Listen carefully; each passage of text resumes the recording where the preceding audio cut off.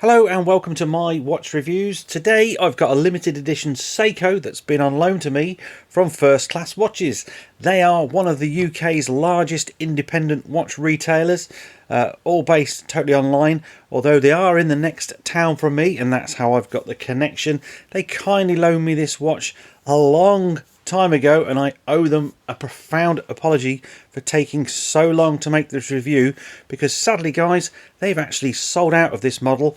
I'm not surprised at all, so this is going to be the only one left when I return it, so if you want to buy it you better get in quick. This watch is the second limited edition between Seiko and a very famous musician, and once we're inside the packaging you might just guess, if you've not guessed of course already. So let's get it out of the white box and see what's inside. Right then, here we go. Look at that for a watch box. It's rather long, very well made of course. Look at those corners, look at all those little press studs. What does that remind you of? I think you're going to find out in just a moment. So first of all, there is the watch. We tilt it over and it's signed by Brian May. So Brian May, the guitarist from Queen, who has been wearing Seikos for at least 40 years, and of course this is the second model from Seiko in his honour, this one being the Red Special 2. Red Special is actually the name of Brian May's guitar, a guitar he made with his father by hand. So let's get this outside, let's have a look at it close up. So here we are out in the great British winter, and let me just say that it was the end of summer when I actually got this watch for review, so terrible. But look at it, it's a lovely looking classic Seiko design. You've got the bezel, you've got the case with the shrouded crown. It's a Seiko 5, so it's got all the properties of a Seiko 5, which are a date complication, water resistance, it's got to be an automatic movement, has to have a recessed crown at 4, it has to have a durable case and bracelet, but this one hasn't got a bracelet, but we'll forgive it for that. Now the Seiko 5 was released I believe in 1963 with the Sportsmatic.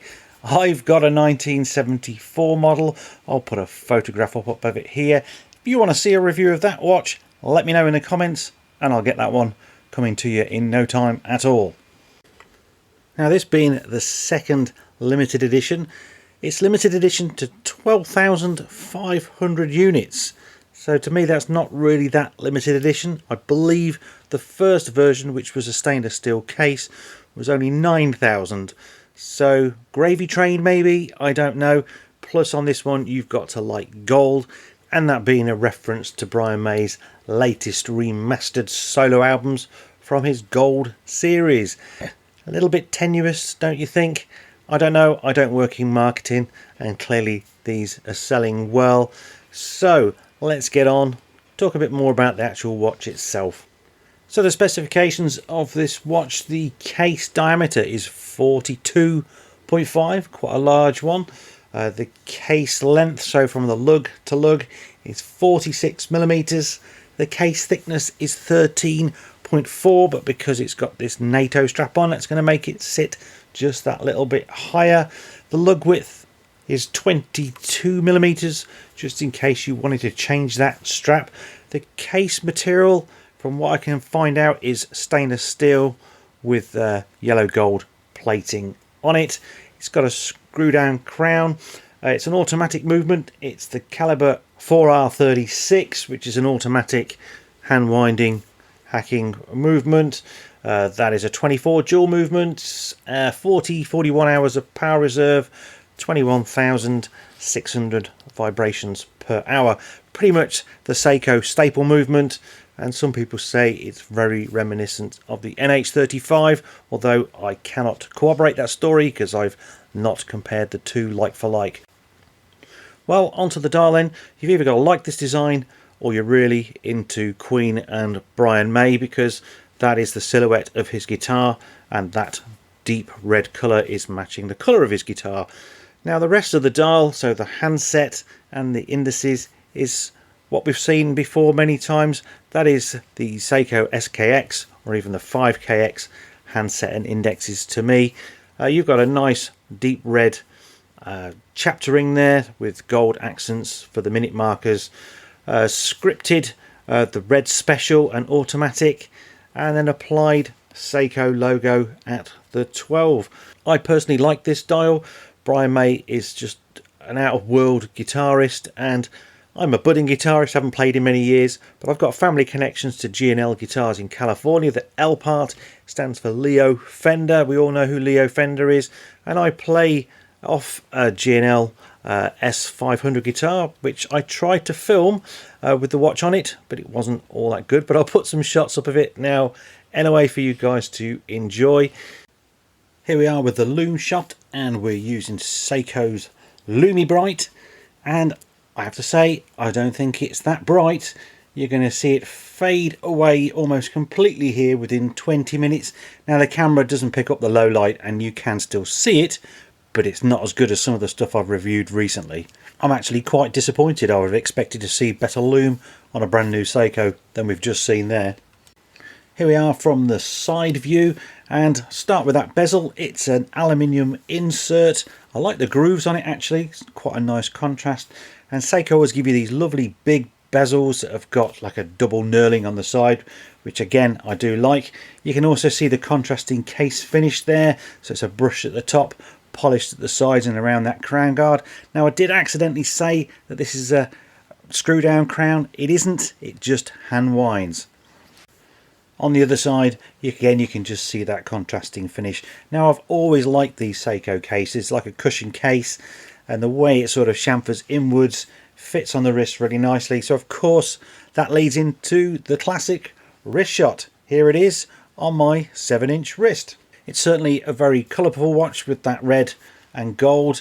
The NATO strap, you've got to like NATOs. I personally aren't the biggest fan. But there's something special about this strap, and that's it's got 6 gold lines, and those are representing the 6 strings on the guitar. So a very nice cue again to Mr. Brian May. Here again you can see as well it's got a signed buckle there saying Seiko. The watch has got a flat piece of crystal, you can see there, but it's not sapphire, it's Seiko Hardlex. Now I'm not a biggest fan of Seiko Hardlex. It's not as hard as sapphire, and sapphire in all the micro brands now, so it's got to be cheap and affordable to use.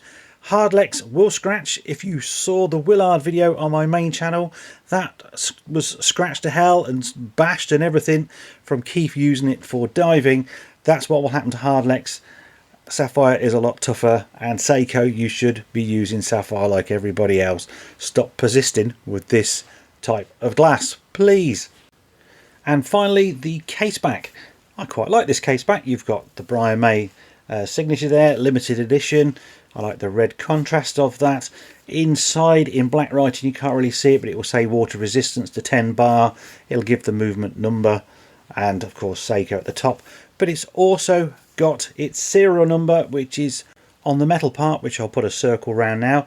This is 8,747 out of 12,050, which is a nice touch. It's a shame really it doesn't say 1 out of 12,500. That would be a much better model to have in your hand right now, wouldn't it? In the box you get this commemorative coin. Now it does hold some significance because Brian May notoriously plays his guitar with a sixpence. Now a sixpence is pre-decimalisation money from the UK, so it's back to 1970s and certainly the 60s and way before that. A very small coin, so Seiko have honoured that by making this commemorative coin. I do believe it was also in the box with the Mark I version, but here we can see Brian May official. It says Seiko and the red special 2022, and if we turn it over you've got a picture of his guitar and his initials. So it's pretty cool. I guess if you've got a guitar like I have and you wanted to try and play it, you could use that, but it's just a nice little touch. While I've got the macro lens out, if you look at the red tone on the dial, hopefully this is coming out in camera, it's got a grained effect. Now it is actually printed flat and smooth by the looks of things, so that's just in the paint. And again, that's just showing the grain effect on Brian May's guitar. I've only just noticed that, and I thought that's actually a really good touch and certainly worth showing you guys. Seiko are also really well known for having misaligned bezels or chapter rings, and when I'm looking at this, I can't really see it on this particular model. My eyes aren't as good as they used to be as well, but to me that looks okay. The bezel action, well, it makes a nice sound. It's lovely and smooth actually, and that is very good. I've got a different Seiko, more modern one, and it doesn't run as smooth as that, so that's nice. I do like that bezel action. There you go. So how much is one of these going to cost? Well, I can't tell you what First Class Watches are going to charge because this is their last one and it's all taken off their website, and that's my fault, isn't it? Let's face it. But when I look around on Google, the cheapest I've seen so far is £370.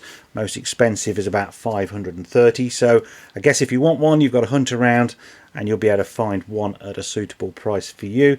It's definitely a collector's piece. It's not going to be for everybody, but it's been fantastic to see it and hold it and show it to you guys, really. I definitely have to thank First Class Watches for allowing me to have this for review.